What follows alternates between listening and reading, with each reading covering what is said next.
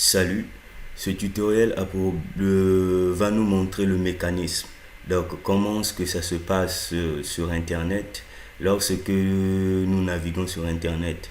Par exemple, nous ouvrons notre PC, alimentons notre PC et nous allons sur notre navigateur qui nous permet d'accéder sur Internet et nous voulons accéder au serveur Google pour pouvoir faire nos recherches. Nous allons voir un peu le mécanisme, comment est-ce que ça se passe. Parce qu'à l'œil, nous ne voyons pas cela, mais il y a un programme qui se fait, qui se réalise. Donc plusieurs programmes d'exécution qui se réalisent en bon, on peut dire quelques fractions de secondes, mais que nous ne pouvons pas voir à l'œil nu.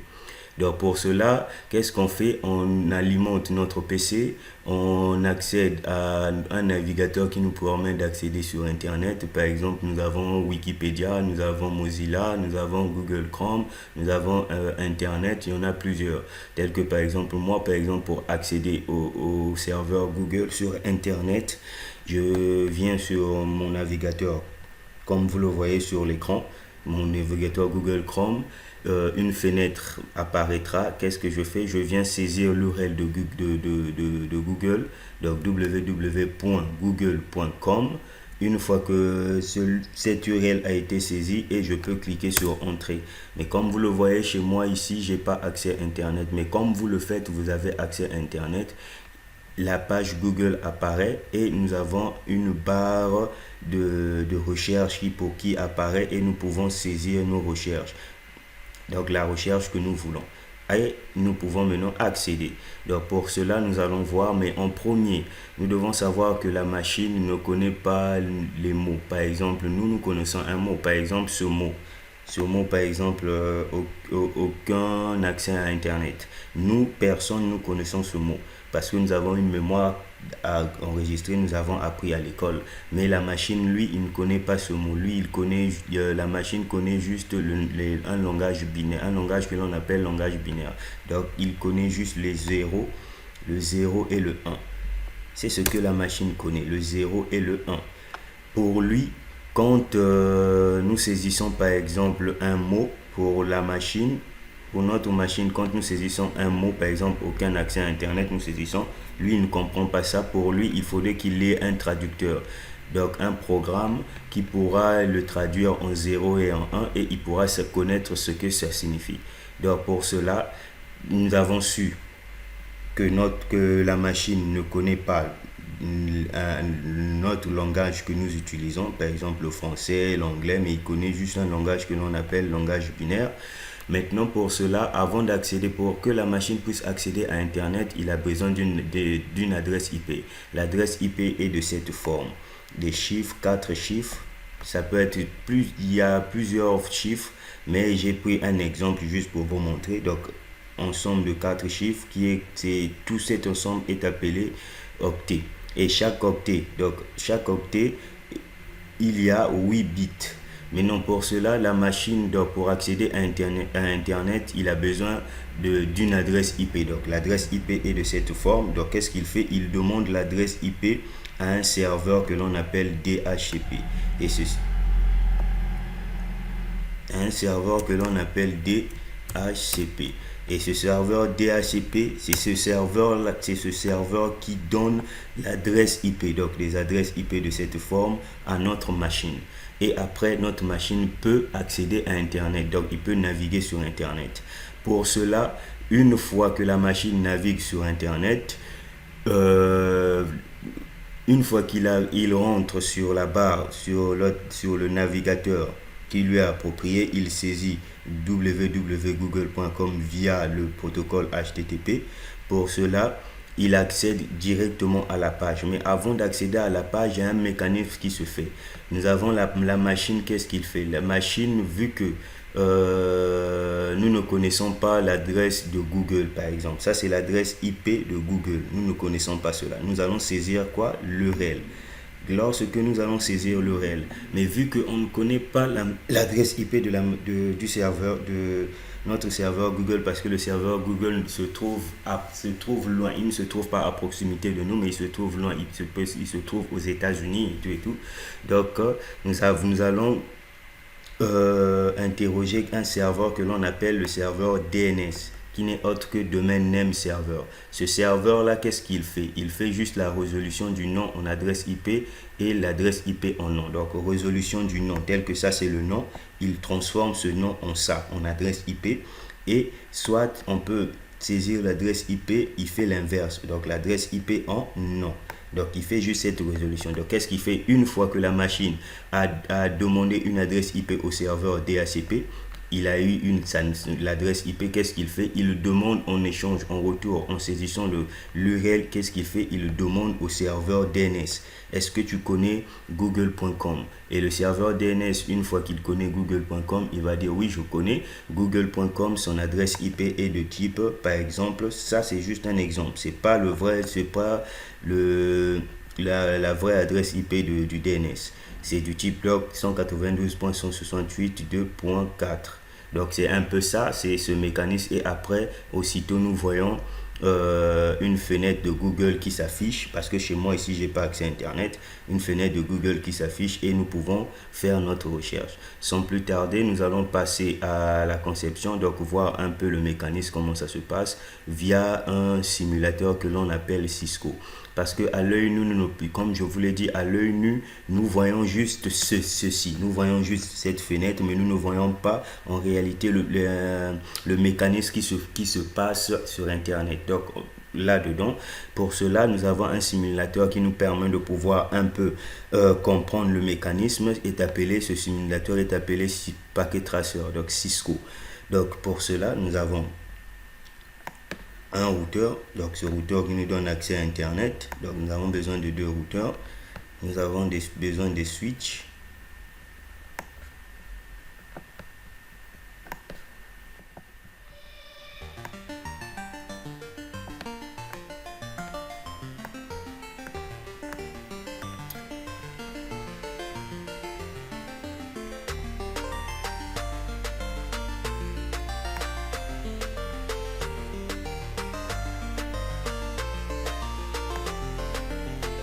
un deuxième serveur et un troisième serveur. Nous avons notre machine qui va accéder à internet. Donc ici nous avons l'adresse réseau.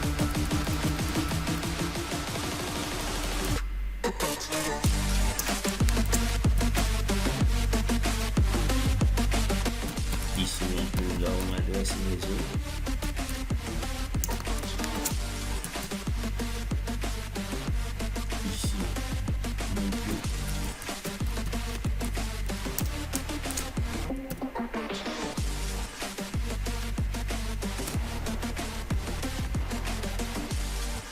Ici, nous avons l'URL, donc via le protocole HTTP, nous allons saisir l'URL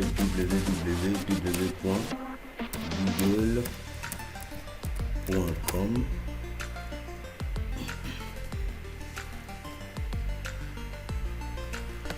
Voilà.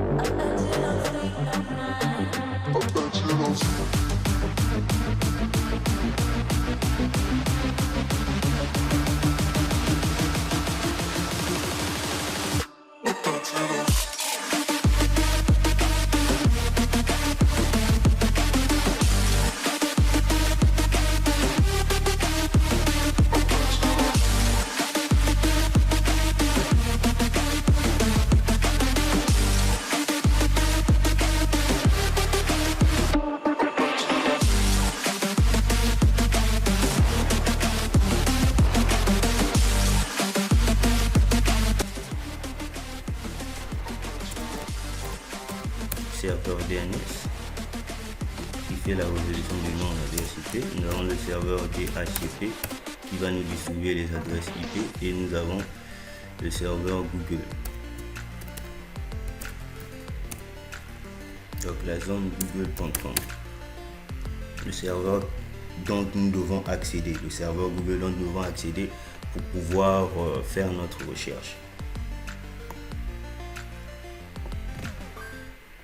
Donc ici nous avons besoin d'un routeur. Donc le routeur, lui, qu'est-ce qu'il fait? Il permet juste de faire la connexion d'un réseau à un autre. Donc tel que nous avons ce réseau, ça forme un réseau. Ici nous avons aussi un réseau. Voilà pourquoi on a besoin d'un routeur pour pouvoir connecter deux différents réseaux. Par exemple, nous avons le réseau qui se trouve par exemple chez vous, donc de votre pays. Ça c'est votre pays. Ça, c'est le pays où se situe le DNS. Donc, le DNS, vu que c'est sur Internet, le DNS ne va pas se situer chez vous. Ça va se situer dans un autre pays, par exemple les États-Unis. Et nous avons un autre serveur qui va se situer dans un autre pays. Ça peut être la Chine ou je ne sais pas quoi. Ou ça peut être aussi aux États-Unis. Mais donc, voilà pourquoi je vous ai dit, nous avons besoin d'un routeur. Le routeur, lui, fait la connexion des deux réseaux. Donc, les réseaux sont différents. Il y a un réseau 3.0, un réseau 2.0 et un réseau 1.0. Vous voyez que c'est différent. Donc ici, comme je vous l'ai dit, nous voulons accéder à Internet. Nous voulons par exemple faire une recherche, par exemple sur des cours, les études, je sais pas. Nous allons alimenter notre PC. Nous devons entrer sur le navigateur comme je vous l'ai montré et nous devons saisir l'URL de Google, donc www.google.com pour accéder sur la fenêtre Google, donc pour accéder sur le serveur Google. Et après, nous pouvons saisir ce que nous voulons saisir, la recherche que nous voulons faire. Pour cela, je vous ai dit que la machine demande en premier l'adresse IP au DHCP pour pouvoir naviguer. Donc, vu ici, tel que par exemple, si nous voulons par exemple ici, avec le simulateur Cisco, voir comment ça se passe. Donc, ça, c'est par exemple notre navigateur. On saisit www.google.com. Nous voyons bien que il n'arrive pas à accéder au serveur google.com. Pourquoi? Parce qu'il n'a pas encore d'adresse IP. Quand nous venons voir l'adresse IP ici, il n'a pas d'adresse IP. Mais tout cela, je vous l'assure que vous ne pouvez pas le voir parce que tout cela se fait, c'est un mécanisme caché. Nous voyons juste une fois quand on saisit google.com, directement la fenêtre de Google apparaît si nous avons Internet. C'est tout. Mais je vous montre un peu comment ce que ça se passe. Donc, le serveur Google qui se trouve dans un autre pays, on le donne une adresse IP statique. Mais ce n'est pas vous qui allez le donner. Ce sont des fournisseurs qui ont des techniciens spécialisés qui administrent des adresses IP.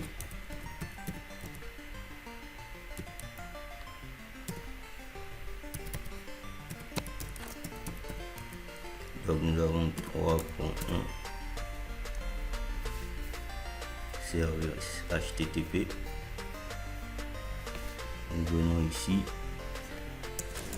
c'est juste pour vous voir. Je vais vous montrer un peu.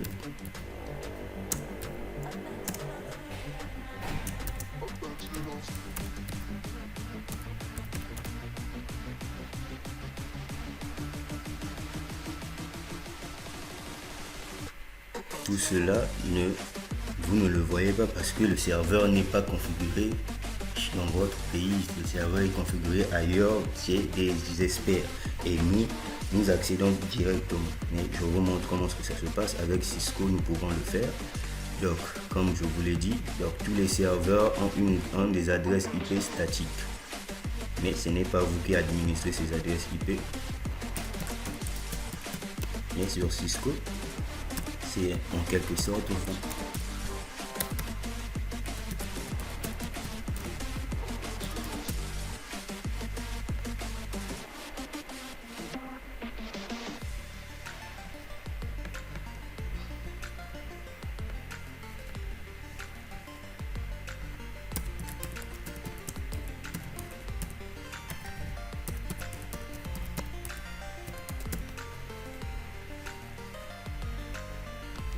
Donc, puisque je vous l'ai dit, donc la machine demande l'adresse IP au serveur DHCP pour pouvoir naviguer sur Internet.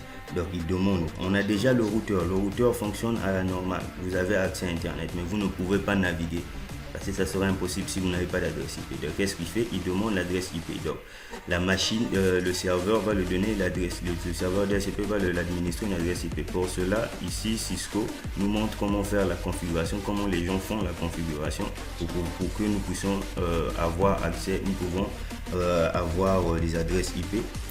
Donc c'est comme ceci.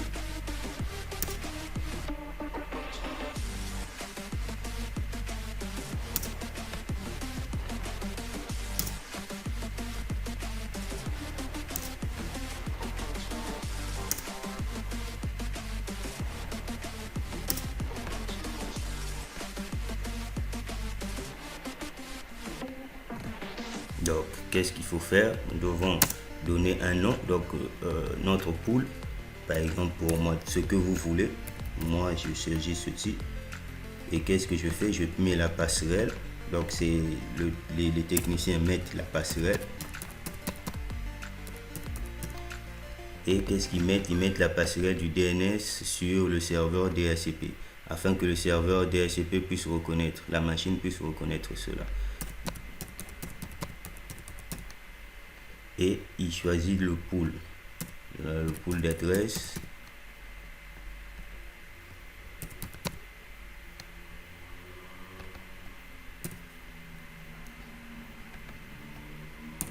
Ça commence à 3, le masque c'est 255,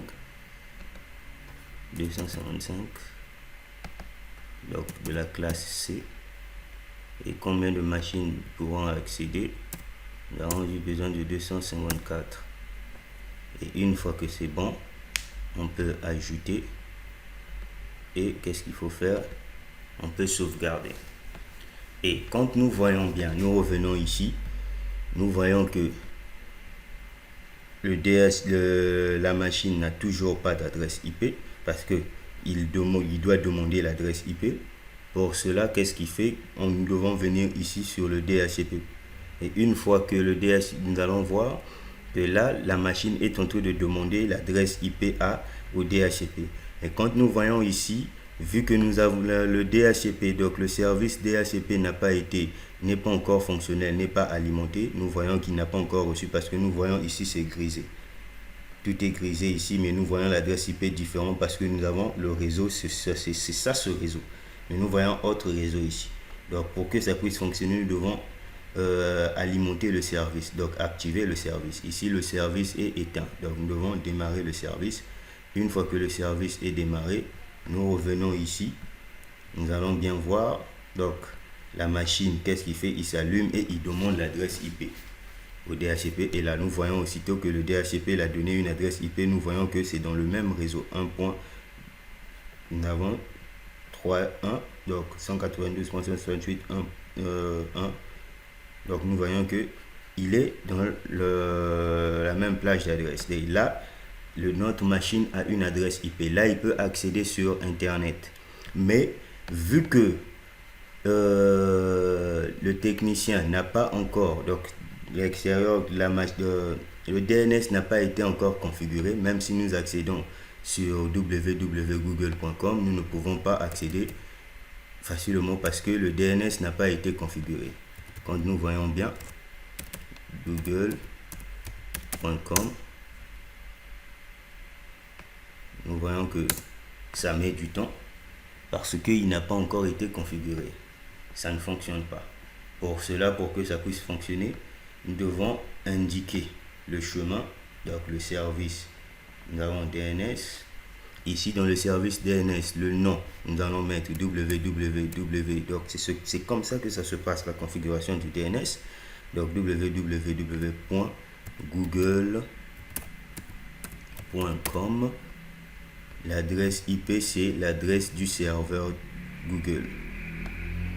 L'adresse du serveur Google, c'est 192.168.2.2 et .3.2. Ici, nous devons ajouter, et nous devons sauvegarder le service et nous devons mettre en off, activer le service. Et une fois que le service a été activé, il peut accéder. Mais pour le moment, il ne peut pas accéder parce que nous n'avons pas encore activé le routage.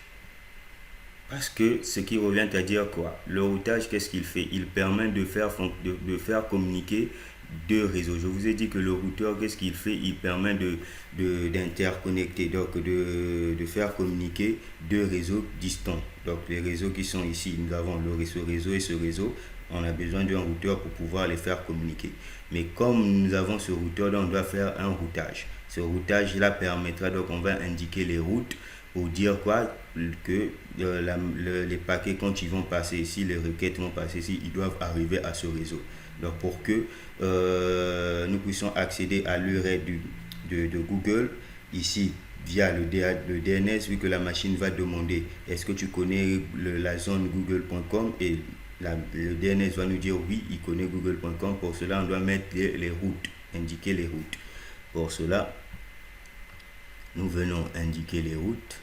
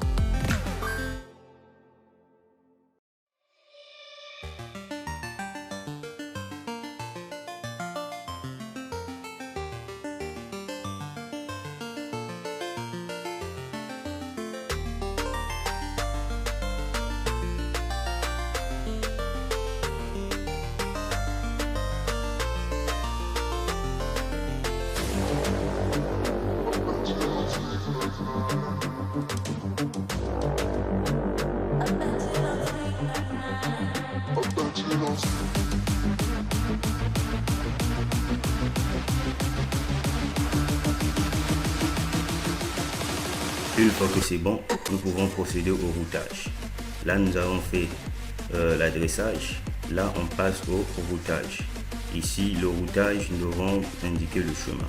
Donc, on choisit, il y a deux types de routage, il y a le routage statique et dynamique. Dynamique, ce sont des réseaux directement connectés, statique, c'est des réseaux distants. Donc, nous avons ici route dynamique, par exemple, routeur.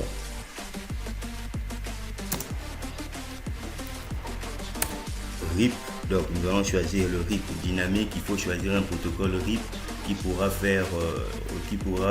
remplir la table de routage. Mais statique, c'est nous-mêmes qui allons choisir montrer le chemin, devons montrer, ajouter la table de routage au fur et à mesure, et c'est long, alors que statique et dynamique est plus rapide. On choisit juste un protocole qui pourra remplir notre table de routage.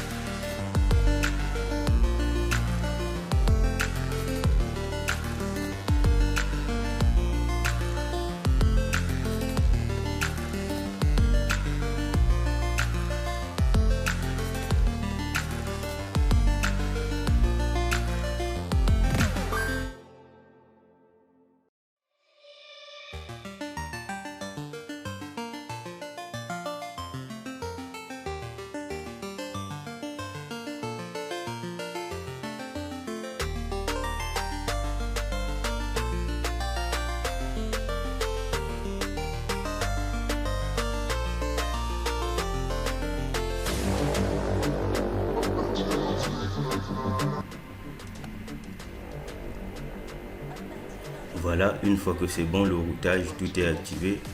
Nous pouvons maintenant accéder à Internet. Nous pouvons, par exemple, ce que je vous ai dit, saisir l'URL google.com et nous allons accéder au serveur Google pour pouvoir naviguer, comme je vous l'ai montré, comme ici.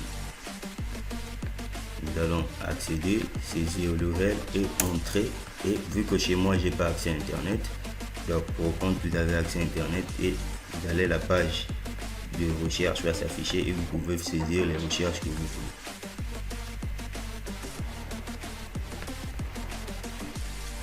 Sans plus tarder, nous allons l'essayer.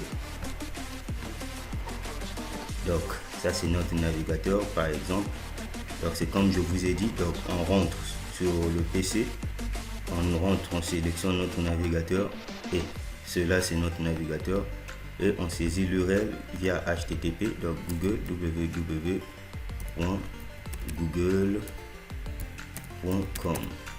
Vous voyez très bien, google.com. Une fois que c'est bon,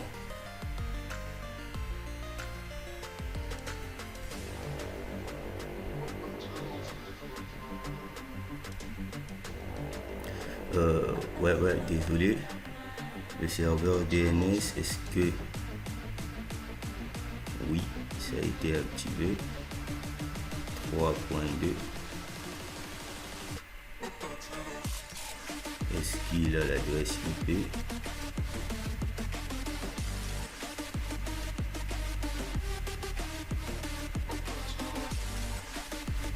Oui, 2.2. Nous allons voir est-ce que le ping fonctionne.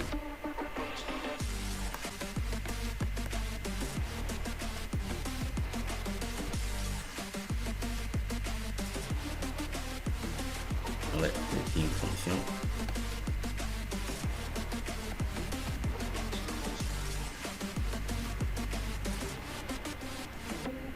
Oui, le ping fonctionne.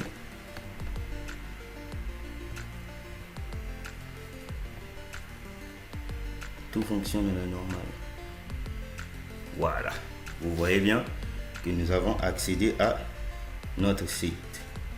Par exemple, nous revenons. Nous voulons saisir Google.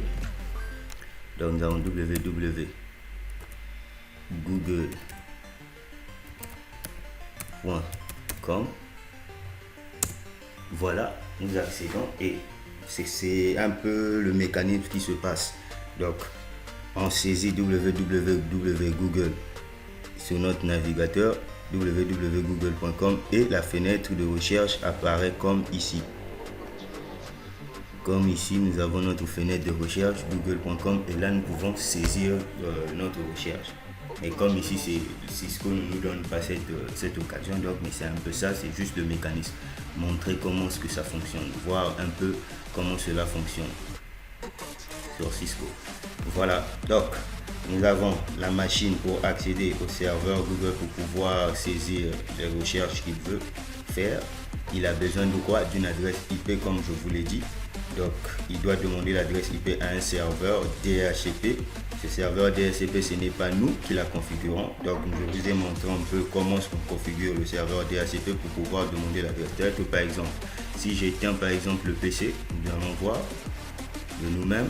On éteint, une fois quand le PC s'arrête et une fois il devient reconnecté sur internet, nous voyons qu'il redemande encore l'adresse IP. C'est pas la même adresse IP qui va lui être attribuée, mais le DHCP va le changer d'adresse IP. Donc à chaque fois qu'il s'éteint, il se déconnecte, il se reconnecte sur internet, le DHCP lui donne une nouvelle adresse IP. Donc nous allons voir ça ici. Tel que vous voyez, c'est 1.3. Donc simule, on fait c'est comme si ça s'est éteint et nous rallumons. Vous voyez que ce n'est plus 1.3, c'est maintenant 1.4.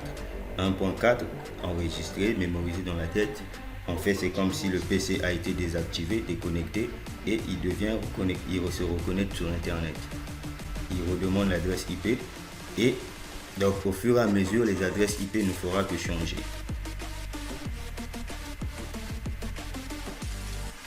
Donc vous voyez, c'est un peu ça, c'est le mécanisme. Bon, voilà, merci, je vous remercie de m'avoir suivi. Je vous demande de vous abonner en masse. Abonnez-vous, partagez, commentez.